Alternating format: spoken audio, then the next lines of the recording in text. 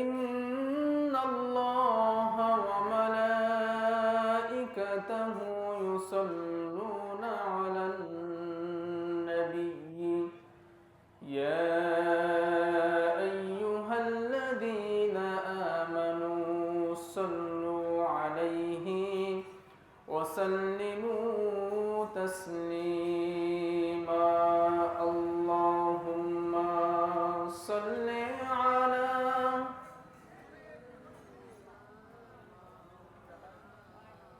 মুহাম্মাদ ওয়া আলা আলি সাইয়্যিদিনা।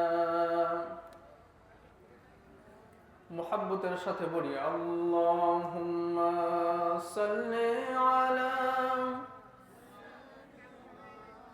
মাওলানা মুহাম্মাদ ওয়া আলা আলি সাইয়্যিদিনা।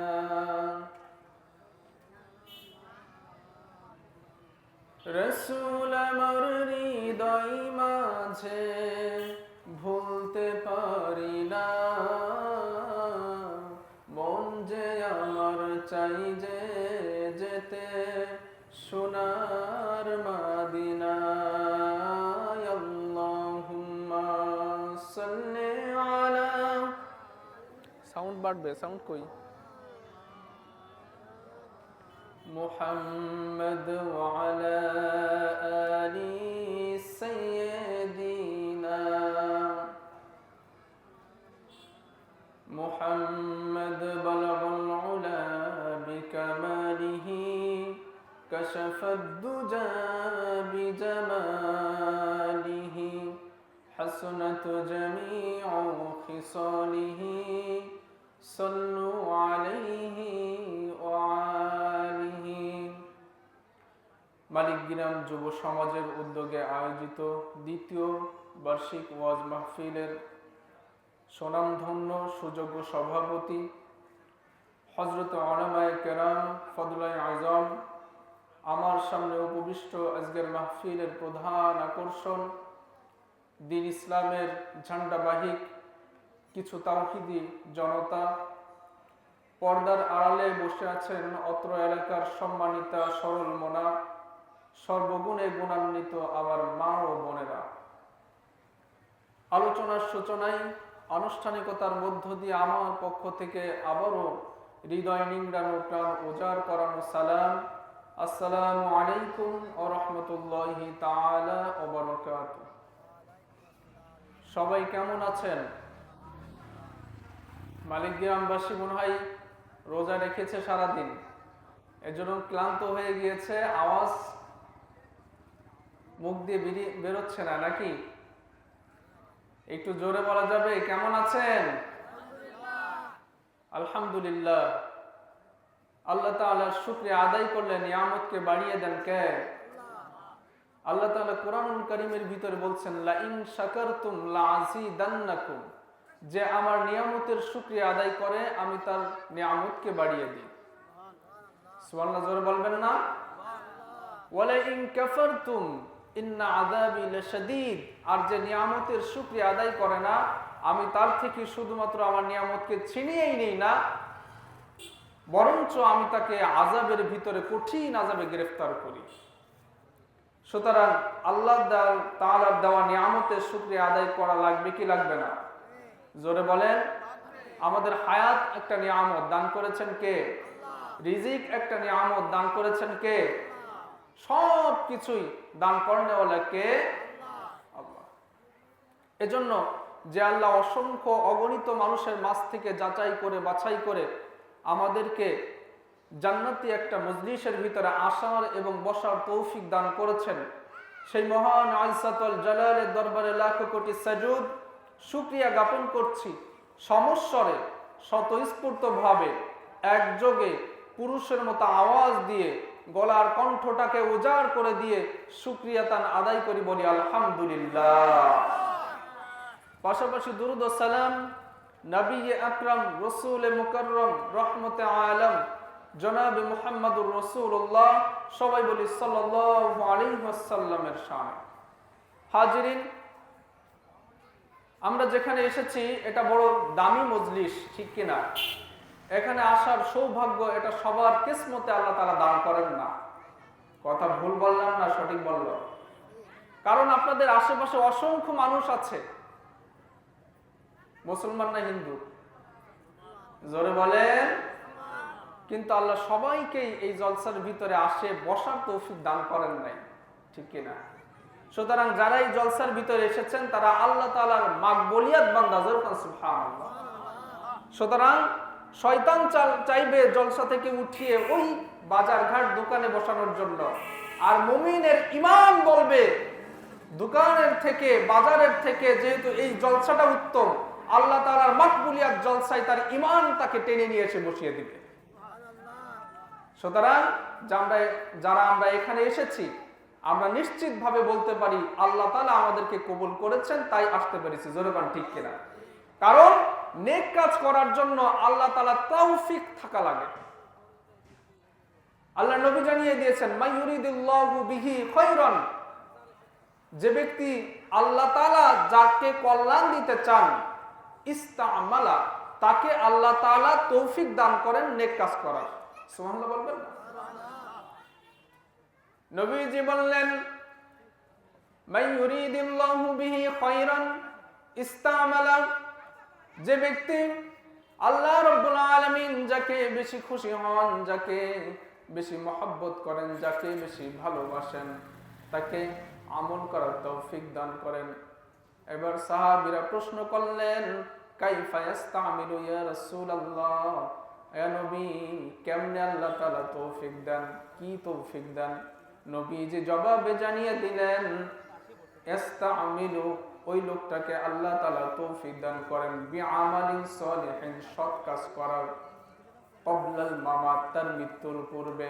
সুতরাং ওই বান্দা তার মৃত্যুর পূর্বে নেক আমল বেশি বেশি করার তৌফিক পেয়ে যায়। সুতরাং যারা আমরা আসছি এখানে আমরা জানি যে কখন আমরা মৃত্যুবরণ করব, জোরে বলেন জানি না। তার মানে জলসায় যে আমরা আসতে পেরেছি এটা তৌফিক দিয়েছেন কে? আর একটু জোরে বলেন কে? ওই আল্লাহকে চেনার দরকার আছে না নাই? ওই আল্লাহ রাব্বুল আলামিন আমাদেরকে দিশা দেওয়ার জন্য কোরআনুল কারীম নাযিল করে দিয়েছেন এবং কোরআনটাকে আমাদের গাইডেন্স হিসেবে দিয়ে দিয়েছেন। যে ব্যক্তি কোরআন অনুযায়ী চলবে তার জীবনটা ধন্য হয়ে যাবে, আর যে কোরআন থেকে দূরে সরে যাবে আল্লাহ তাআলার লানত তার উপরে বেশি বেশি পড়বে। সুতরাং আমরা যে মজলিসে এসেছি এখানে কোরআনের কথা হবে, তাফসীর হবে, হাদিসের কথা হবে, জোরে বলেন ঠিক কিনা? যতক্ষণ আপনারা বসতে থাকবেন আল্লাহ তাআলা আসমান থেকে আপনাদের উপরে রহমত নাজিল করবেন। আসমান থেকে আল্লাহ রাব্বুল আলামিন আমাদের এই মজলিসের ভিতরে যারা বসে আছেন তাদেরকে নিয়ে গল্প করেন। সাহাবায়ে কেরামদেরকে আল্লাহ রাব্বুল আলামিন জানিয়ে দিয়েছেন নবীজির মাধ্যমে। নবীজি বললেন যখন কোন জলসা হয় দুনিয়ার বুকে, আল্লাহ রাব্বুল আলামিন ফেরেশতাদেরকে ডাক দিয়ে বলেন, ও ফেরেশতারা, তোমরা যে বলেছিলে মানুষকে সৃষ্টি না করতে, আমি আল্লাহ বলেছিলাম আমি পৃথিবীর জমিনে মানুষ সৃষ্টি করব, খলিফা নাজিল করব, প্রেরণ করব। তোমরা যে বলেছিলে ও আল্লাহ আপনি ওই মানুষকে তৈরি করেন না, কারণ মানুষ দাঙ্গা করবে, হাঙ্গা করবে, রক্তপাত ঘটাবে। ও ফেরেশতারা তোমরা একটু তাকিয়ে দেখো, ওই যে মালিক গ্রামের একটা জলসা অনুষ্ঠিত হয়েছে, ওইখানে আমার মাকবুল বান্দাগুলো বসে গিয়েছে, দুনিয়ার কোনো আশাই নাই, দুনিয়ার কোনো কিছু পাওয়ার লোভে নয়, আবশ্যকতাই নয়, দুনিয়ার কোনো কিছু পাওয়ার জন্য না, সারাদিন মাঠে পরিশ্রম করেছে, দুনিয়া অর্জন করার জন্য অক্লান্ত পরিশ্রম করেছে। রাতের বেলায় সমস্ত ক্লান্তি নিবারণ করার জন্য যখন বিশ্রাম নেওয়ার কথা, সেই সময় বিশ্রাম না নিয়ে, ঘুমোতে না গিয়ে, বাড়িতে না থেকে আমার কোরআনের টানে কোরআনের জলসায় হাজির হয়ে গিয়েছে। আল্লাহ তাআলা ফেরেশতাদেরকে নিয়ে এইভাবে গসিপ করেন, গল্প করেন। ফেরেশতাদেরকে ডেকে ডেকে তিনি জানান যে ওই যে তোমরা বলেছিলে মানুষ তো দান গাহাঙ্গার শুধু করবে, আপনার ইবাদত করবে না। ও আল্লাহ আমাদেরকে আপনি সৃষ্টি করেছেন, আমরা ফেরেশতারা আপনার ইবাদত করি। অসংখ্য অগণিত ফেরেশতা সিজদায় লুটিয়ে আছে, অসংখ্য অগণিত ফেরেশতা রুকুতে লুটিয়ে আছে, অসংখ্য অগণিত ফেরেশতা আল্লাহ আল্লাহ বলে জিকির করছে, আল্লাহ রাব্বুল আলামিন হাজারো হাজারো কোটি কোটি ফেরেশতা আপনার ইবাদত করছে। আপনার ইবাদতের জন্য লোকের তো কোনো অভাব নাই, আপনি কেন মানুষ সৃষ্টি করবেন? আল্লাহ রাব্বুল আলামিন জানিয়ে দিলেন, আমি যা জানি ও ফেরেশতারা তোমরা তা জানো না। তোমরা ভাবছো আমার বান্দাগুলো দুনিয়ার বুকে শুধু দাঙ্গা হাঙ্গাই করবে। না না না না, আমার বান্দাগুলো আমাকে না দেখে ভালোবেসে বেশি বেশি করে দিনের কাজ করবে। এই যে জলসায় উপস্থিত হয়ে যাবে, সুবহানাল্লাহ বলবেন না? সুতরাং এই আমাকে আপনাকে নিয়েই গসিপ করছেন, প্রশংসা করছেন কে? আরো জোরে বলেন না কে? সুতরাং ওই আল্লাহর ধন ভান্ডারের কোনো অভাব নাই, কোনো কমতি নাই। আল্লাহ তাআলার কোনো কিছুর অভাব আছে? জোরে বলেন, অভাব নেই। যে বান্দা এই জলসায় উপনীত হবেন আর কোরআনের মাহফিল গুলোতে বসে কিছু সময় দ্বীনের কথা শুনবে, বিশ্ব নবী জানিয়ে দিয়েছেন 70 রাকাত নফল ইবাদত করলে যেই পরিমাণে সওয়াব পাওয়া যায়, এই জলসায় বসে কোরআনের কিছু কথা শুনলে তার থেকেও বেশি সওয়াব দান করে দেন কে? তার থেকেও বেশি সওয়াব পাওয়া যায়। আর যে বান্দা শুরু থেকে শেষ পর্যন্ত বসে বসে দ্বীনের কথা শুনবে, আল্লাহ তাআলা তাকে 500 রাকাত নফল ইবাদত করার সওয়াব দান করে দেবে। সুতরাং আপনারা শেষ পর্যন্ত থাকতে রাজি আছেন তো? জোরে বলেন। এটা কোরআনের টান। কিসের টান? জোরে বলেন, কোরআন। কোরআনুল কারীম এমন একটা কিতাব, পৃথিবীর জমিনে যত কিতাব এসেছে সব কিতাবের রাইটাররা যারা কিতাবগুলো রচনা করেন তারা লিখে দেন, কিতাবের শুরুর দিকে লিখে দেন, আমি এত বড় একটা কিতাব লিখেছি, আমার কিতাবের ভিতরে ভুল থাকতেও পারে, আমি নির্ভুল বলার সুযোগ রাখি না। যদি আপনারা কেউ আমার কিতাবের কোনো ভুল পেয়ে থাকেন অনুগ্রহ পূর্বক আমাকে জানাবেন, আমি পরবর্তী সংকলনে এটাকে সংশোধন করে দেব। কিন্তু আল্লাহ রাব্বুল আলামিন এমন একটা কিতাব নাজিল করে দিলেন, কিতাবের শুরুতেই রব্বুল আলামিন এই কিতাব সম্পর্কে সার্টিফাই করে দিয়ে জানিয়ে দিলেন, আলিফ লাম মিম যালিকাল কিতাবু লা রাইবা ফীহি। জোরে জোরে বলুন আল্লাহু আকবার। এটা এমন একটা কিতাব আমি নাজিল করে দিয়েছি যেই কিতাবের ভিতরে বিন্দু মাত্র কিঞ্চিত পরিমাণেও কোনো সন্দেহ নাই। সুবহানাল্লাহ বলবেন। ভুল তো দূরের থাক, কোনো সন্দেহর অবকাশ করার মতো কোনো সুযোগ নাই। কাফের মুশরিকেরা এই কথা শুনে এবার কিতাবের পিছনে লেগে গেল, বলল হাই হাই কি বলে মুহাম্মদ, আমরা এত বড় কবি, এত বড় সাহিত্যিক, তখন আরবের মানুষগুলো বড় কবিতা রচনা করতে জানতো, সাহিত্যে অনেক পারদর্শী ছিল তারা। এবার তারা বলল কি বলে মুহাম্মদ, আমরা কোনো কবিতা লিখতে গেলে আগেই নিজের ভুলের বিষয়টাকে সামনে রেখে তারপরে কবিতা লিখি, আর মুহাম্মদ এটা কি জানিয়ে দিল তার যে এত বড় কিতাব এটাতে নাকি কোনো ভুল নাই। মুহাম্মদ এটা জানাইছে। আমরা বলি সাল্লাল্লাহু আলাইহি ওয়াসাল্লাম। তারা কিতাবের ভুল ধরতে লেগে গেল। এবার আল্লাহ রাব্বুল আলামিন কোরআনুল কারীমে আবারো জানিয়ে দিলেন, চ্যালেঞ্জ ছুড়ে দিলেন। রব্বুল আলামিন বলেন, ওয়া ইন কুনতুম ফি রাইবিম মিম্মা নাযালনা আলা আবদিনা ফাতু বি সূরাতিন মিন মিথলি ওয়াদউ শুহাদাআকুম মিন দুনিল্লাহি ইন কুনতুম সাদিকিন। জোরে জোরে বলুন আল্লাহু আকবার। আল্লাহ রাব্বুল আলামিন বললেন, ও নবী আপনি ওই কাফের মুশরিকদেরকে জানিয়ে দেন, ওই সাহিত্যিকদেরকে জানিয়ে দেন, তোমরা আমার গোটা কোরআনের ভুল ধরার দরকার নাই। আমার এই কোরআনের ভিতরে 114টা সূরা আছে, এই 114টা সূরার ভিতরে একটা সূরার ভুল ধরে দাও। যদি একটা সূরার ভুল ধরতে পারো তাইলে বুঝবো তোমরা সবাই মিলে সত্য কথা বলছো। একটা সূরার ভুল ধরে দাও। এবার কাফের মুশরিকেরা যতগুলো কবি ছিল, সাহিত্যিক ছিল, এক জায়গায় হয়ে গেল। এক জায়গায় হয়ে তারা ভাবলো কোরআনের ভিতরে সব থেকে ছোট সূরা হলো সূরাতুল, কোন সূরা বলেন তো? ইন্না আ'তাইনা কাল কাউসার ফাসাল্লি লিরাব্বিকা ওয়ানহার ইন্না শানিয়াকা হুয়াল আবতার। সূরাতুল কাউসার। এবার কাফেররা বলল যে আমরা এত বড় বড় সূরার ভুল ধরার চেষ্টা না করি, আমরা ছোট্ট একটা সূরা আছে সূরাতুল কাউসার, এইটার ভুল ধরি, কারণ এটা তো ছোট সূরা, এটা নিয়ে গবেষণা করতে আমাদের সহজ হবে। কাফের মুশরিকেরা যারা সাহিত্যিক ছিল, এক একজন নিজের ঘরে বসে বসে চেষ্টা করলো, কিন্তু কোনো কিছুই করতে পারলো না। একদিন চলে যায়, 2 দিন চলে যায়, 3 দিন চলে যায়, এভাবে করতে করতে যখন বেশ কয়েকটা দিন চলে গেছে, কাফের মুশরিকেরা একটা ভুলও ধরতে পারে নাই। এবার তারা ভাবলো, আমরা একা একা ঘরের ভিতরে গবেষণা করে যখন ভুল ধরতে পারছি না, তাহলে আমরা সবাই মিলে এক জায়গায় বসি, কারণ এক জায়গায় বসলে অনেকগুলো ভুল ধরা সম্ভব, অনেকগুলো ব্রেন তখন এক জায়গায় হয়ে যাবে। আমরা সবাই মিলে পরামর্শ করে একটা ভুল ধরব। কথা শুনতেছেন তো? কোরআনের একটা ছোট্ট সূরার ভুল ধরার জন্য সব সাহিত্যিকগুলো এক জায়গায় হয়ে গেল। এক জায়গায় হয়েও কোরআনের একটা ভুলও ধরতে পারলো না। হঠাৎ করে বিশ্ব নবীর কাছে একজন সাহিত্যিক এসেছে, তৎকালীন জামানার শ্রেষ্ঠ সাহিত্যিক, তার নাম ছিল ইমরুল কায়েস। ইমরুল কায়েস সাহিত্যিক, সব থেকে বড় কবি ছিল। এই সব থেকে বড় কবি ইমরুল কায়েস একদিন বিশ্ব নবীর দরবারে চলে আসলো, এসে বলল, ও মুহাম্মদ, তোমার কোরআনের আমি একটা ভুল ধরেছি, আমি একটা ভুল ধরেছি। তোমার কাউসার সূরা 3টা আয়াত বিশিষ্ট এই কাউসার সূরার একটা ভুল আমি ধরছি। নবীজি বললেন, ভুলটা কি তুমি বলো।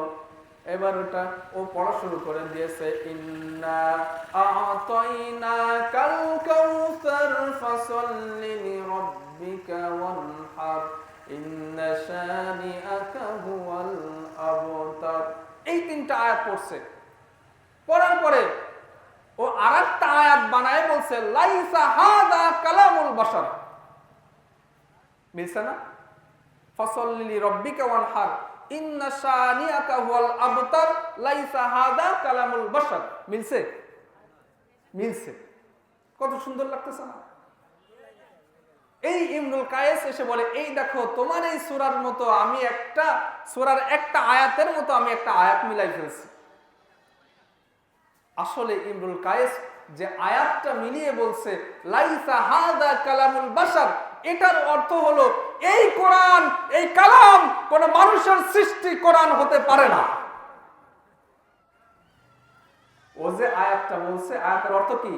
লাইসা হাদা কালামুল বাশার, এটা কোন মানুষের রচিত কোন কথা হতে পারেই না। তার মানে এটা কার কথা? আরো জোরে বলেন না মুসলমান, কার কথা? ইমরুল কায়েস বলল, আমি তো ভুল ধরতে পারি নাই, একটা আয়াত কষ্টে মষ্টে একটু মিলাইছি, কিন্তু সেই আয়াতের অর্থ হয়ে যায় নিশ্চয়ই এই কোরআন কোন মানুষের রচিত কোন গ্রন্থ নয়, সুতরাং মানুষের ভুল হতে পারে, আল্লাহর কোন ভুল, আল্লাহ রাব্বুল আলামিন কোনো ভুল নাই, সুতরাং এই কোরআনের কোনো ভুল নাই। এটা আমি ইমরুল কায়েস সার্টিফাই করে দিয়ে বলে দিলাম, ও মুহাম্মদ, তুমি যে ধর্মের উপরে আছো, আমি আমার বাপ দাদার ধর্মগুলো ত্যাগ করে দিয়ে তোমার কালেমা পড়তে চাই, আমাকে শিখিয়ে দাও। লা ইলাহা ইল্লাল্লাহু মুহাম্মাদুর রাসূলুল্লাহ। কালেমা পড়ে মুসলমান হয়ে গেছেন তৎকালীন জামানার শ্রেষ্ঠ কবি ইমরুল কায়েস। সুবহানাল্লাহ বলেন। এই কোরআনের বিশেষত্ব এমনই বিশেষত্ব, পৃথিবীতে যত কিতাব আছে, যত রাইটারদের লেখা গ্রন্থ আছে, এই গ্রন্থের A to Z নির্ভুলভাবে কেউ পড়ে শোনাতে পারবে না, কেউ মুখস্থ করতে পারবে না। পারবে নাকি? অনেক কিতাব আছে, কেউ প্রথম থেকে শেষ পর্যন্ত দাড়ি কমা ভুল না হয়ে কেউ শোনাতে পারবে। কিন্তু আল্লাহ রাব্বুল আলামিন এমন একটা কিতাব নাজিল করে দিয়েছেন, যেই কিতাবটা আপনি ছোট্ট ছোট্ট বাচ্চাদের কাছে শুনবেন। হাফেজে কোরআন, অসংখ্য লাখো কোটি হাফেজে কোরআন আছে, প্রথম থেকে শুরু করে নাস পর্যন্ত একটা ভুল ছাড়া, লোকমা ছাড়া এক দাঁড়িয়ে তারা শুনিয়ে দিতে পারে। এই কিতাবটা এমন কিতাব, পৃথিবীর যত কিতাব আছে সব কিতাবগুলো যখন মানুষের সিনার ভিতরে থাকে না, তখন কোনো না কোনো গ্রন্থগারে থাকে। আর গ্রন্থগারে থাকার কারণে যদি কোনো কারণে অ্যাক্সিডেন্টলি ওই গ্রন্থগারে আগুন লেগে যায়, আগুন লেগে যদি পুড়ে যায়, তাহলে ওই কিতাবটা আর থাকে না, কারণ মানুষের তো কোনো মুখস্থ নাই কিতাব, ওই কিতাবটা আর থাকে না, হুবহু নকল করে কপি করে আর লেখাও সম্ভব না। কিন্তু কোরআন এমন একটা কিতাব, যেই কিতাবটা এমন জায়গায় আল্লাহ তাআলা লিপিবদ্ধ করে রেখেছেন, যেটা কোরআন সায়েন্টিফিক কোন যন্ত্রেও ধরা পড়ে না। জোরে কান সুবহানাল্লাহ। মানুষের শরীরের যতগুলো পার্টস আছে সবগুলো পার্টসকে পরীক্ষা করা যায়, নিরীক্ষা করা যায়, সবগুলো পার্টসকে স্ক্যানিং করা যায়। কোন জায়গায় কোন নাটটা দুর্বল আছে, কোন জায়গায় মানুষ ব্যথা পেয়েছে, কোন হাড্ডিটা ভেঙে আছে, কোন জায়গায় মানুষের কোন রোগ আছে, সব রোগ নির্ণয় করা যায়। কিন্তু কলবের ভিতরে কি রয়েছে আল্লাহ রাব্বুল আলামিন ছাড়া দুনিয়ার কোন মানুষের রচিত, মানুষের তৈরি কোন যন্ত্রে এটাকে ধরা পড়ে না। ধরা পড়ে? যদি আগুন লেগে ধ্বংস হয়ে যায়, ধ্বংস হয়ে যায়, যদি আগুন লেগে যাই পুড়ে যায়, আগুন লেগে যাই পুড়ে যায় পৃথিবীর সব বইয়ের দোকান, তবু বিশ্ব থেকে হারাবে না পবিত্র কোরআন। ঠিক কি না? তবু বিশ্ব থেকে হারাবে না পবিত্র কোরআন। করবে কেমন করে কোরআন ধ্বংস আগুনের তেজ, আছে বিশ্ব ভরা অগণিত কোরআনের হাফেজ। করবে কেমন করে কোরআন ধ্বংস আগুনের তেজ, আছে বিশ্ব ভরা অগণিত কোরআনের হাফেজ। তারা ছাপিয়ে আসমানি গ্রন্থ, ছাপিয়ে আসমানি গ্রন্থ আবার করবে নতুন করে, তবু বিশ্ব থেকে হারাবে না পবিত্র কোরআন। ঠিক কিনা? সব গ্রন্থ যদি আপনি পুড়িয়েও ফেলেন, তো একটা হাফেজে কোরআনের থেকে আবার নির্ভুলভাবে কোরআনটাকে লিপিবদ্ধ করা সম্ভব। এটা কার কিতাব? আরো জোরে বলেন তো, কার কিতাব? এই কিতাবকে এত সম্মান আল্লাহ রাব্বুল আলামিন দান করে দিয়েছেন। এই কিতাব শুধু সম্মানিত নয়, এই কিতাবের সাথে যেই আসবে তার সম্মানটাকে বাড়িয়ে দেন কে? আরো জোরে বলেন, বাড়িয়ে দেন কে? 50 টাকা দিয়ে যদি একটা রেহেল কেনেন, 50 টাকা দাম, এটা যদি আমের তৈরি হয়, কাঁঠালের তৈরি হয়, যেই কাঠের তৈরি হোক না কেন, 6 মাস পরেও যদি ওই রেহেলটাই একটু পায়ের টাচ লাগে, আপনারা সালাম করেন কি করেন না? আরো জোরে বলেন। হাজারো টাকা লাখো টাকার ফার্নিচারে শতবার লাথি লাগলেও সালাম করেন না, কিন্তু 50 টাকার একটা আমের কাঠ তৈরি, আমের কাঠের তৈরি একটা রেহেলকে যদি একটু পায়ের স্পর্শ লাগে তাও সালাম করেন। কারণ ওই রেহেলটা কোরআনের সংস্পর্শে এসেছে, কোরআনের টাচ পেয়েছে, এই জন্য ওই রেহেলটার মানটাকে বাড়িয়ে দিয়েছেন কে? একটা রেহেল যার কোনো প্রাণ নাই, জীবন নাই, এটাও কোরআনের সংস্পর্শে থাকার কারণে এর সম্মানটা বাড়িয়ে দিয়েছেন কে? সুতরাং মানুষ, আমরা তো মানুষ, এই মানুষ যে ব্যক্তি কোরআনের কাছে আসবে তার সম্মানটাকেই বাড়িয়ে দিবেন কে?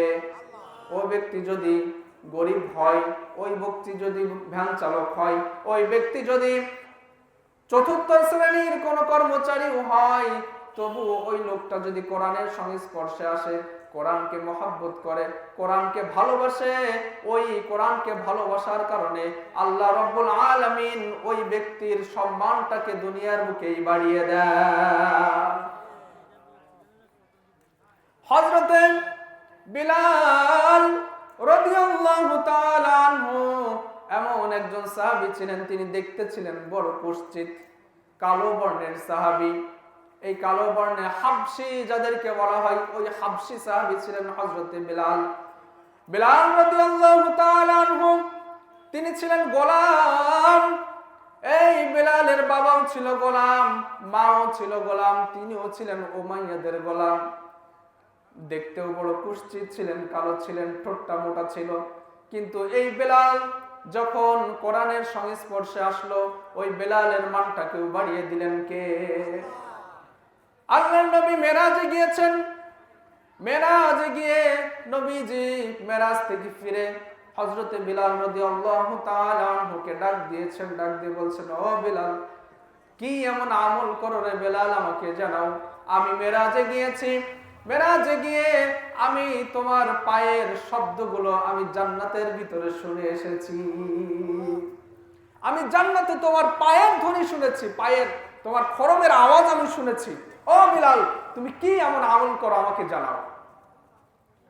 হযরত বিলাল রাদিয়াল্লাহু তাআলা আনহু বললেন, ও নবী, আমি কোনো আমল এক্সট্রা কোনো আমল করি না গো নবী, আমি যা আমল করি আপনি সব জানতে পারেন, সবই আপনি জানেন। কিন্তু বেলাল রাদিয়াল্লাহু তাআলা আনহু বললেন, ও নবী, কিন্তু আমি একটা আমল করি, সেটা হলো আমি কোরআনকে ভালোবেসে আমি সব সময় ওযু অবস্থায় থাকার চেষ্টা করি। আর এই ওযু অবস্থায় থাকার কারণে ওই হাবশী বেলাল কালো হওয়া সত্ত্বেও তার সম্মানটাকে বাড়িয়ে দিয়েছেন। একজন জোরে বলেন তিনি কে?